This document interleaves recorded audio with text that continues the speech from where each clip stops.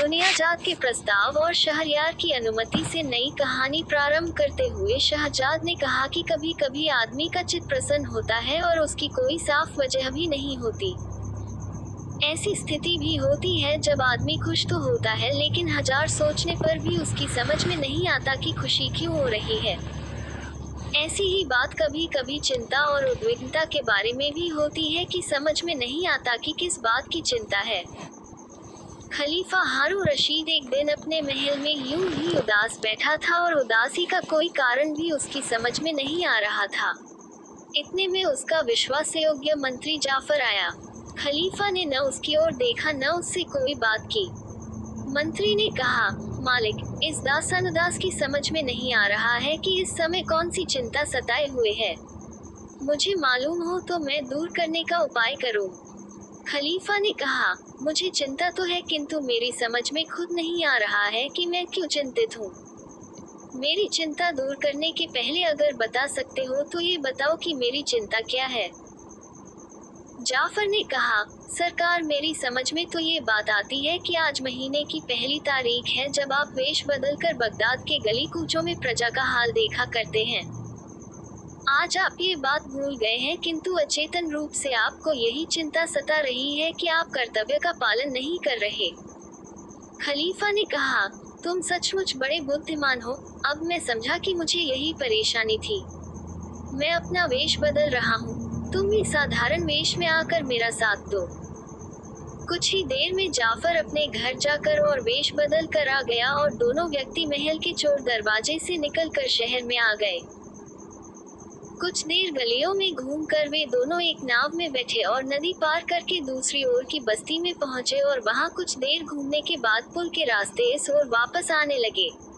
पुल पर एक अंधे भिखारी ने उनसे भीख मांगी। खलीफा ने उसे एक अशर्फी दी। अंधे ने खलीफा का हाथ पकड़कर उसे आशीर्वाद दिया और बोला, हे भद्र पुरुष, तुमने अशर्फी देकर बड़ी कृपा की है। अब तुम मेरे सिर पर एक धौल भी मारो क्योंकि मैं ऐसी योग्य हूँ कि भीख के साथ दंड भी पाऊं। ये कहकर उसने खलीफा का हाथ छोड़कर उसके वस्त्र का छोर पकड़ लिया ताकि खलीफा चला न जाए। खलीफा को इससे बड़ा आश्चर्य हुआ और वह बोला, भाई, ये तुम क्या कह रहे हो? क्या तुम चाहते हो कि मैं तुम्हें मारकर अपने दान का फल भी नष्ट करूं? ये कहकर खलीफा ने चाहा कि उससे दामन छुड़ा कर चला जाए किंतु अंधे ने उसका दामन पूरे जोर से पकड़ लिया और कहने लगा, मेरी गुस्ताखी माफ हो लेकिन तुम्हें मेरे सिर पर एक धौल तो मारनी पड़ेगी। अगर तुम धौल नहीं मारना चाहते तो अपनी अशर्फी वापस ले लो। मैंने ईश्वर के सामने कसम खाई है कि हर दाता से धौल जरूर खाऊंगा। इसका क्या कारण है, ये लंबा किस्सा है। खलीफा ने मजबूर होकर उसके सिर पर हल्की सी धौल मारी और आगे चल दिया, किंतु उसे अंधे की अजीब प्रतिज्ञा के प्रति बड़ी उत्सुकता थी। उसने मंत्री से कहा, तुम जाकर अंधे से कहो कि वो कल दरबार में आकर मुझे बताए कि उसने ऐसी अजीब प्रतिज्ञा क्यों की है।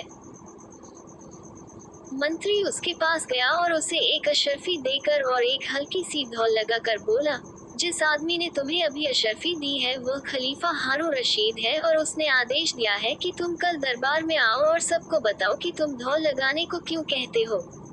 भिक्षुक ने कहा, जरूर आऊंगा। वे दोनों कुछ दूर और चले तो देखा कि एक मैदान में मूल्यवान कपड़े पहने एक आदमी घोड़ी पर सवार है और उसे बेदर्दी से चाबुक से मार मार कर और ये लगा लगा कर एक मैदान में बेकार और बेदर्दी से दौड़ा रहा है। घोड़ी का दौड़ते दौड़ते बुरा हाल हो गया था। उसके मुंह से झाग और खून निकल रहा था किंतु सवार को उस पर बिल्कुल तरस नहीं आ रहा था।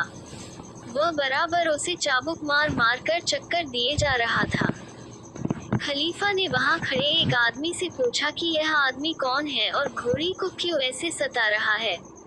उसने कहा, मुझे यह नहीं मालूम, किंतु मैं रोज देखता हूँ कि यह आदमी अपनी घोड़ी को इसी तरह दौड़ाता है और अकारण ही चाबुक मार मार कर मैदान के सैकड़ों चक्कर उसे दिलवाता है।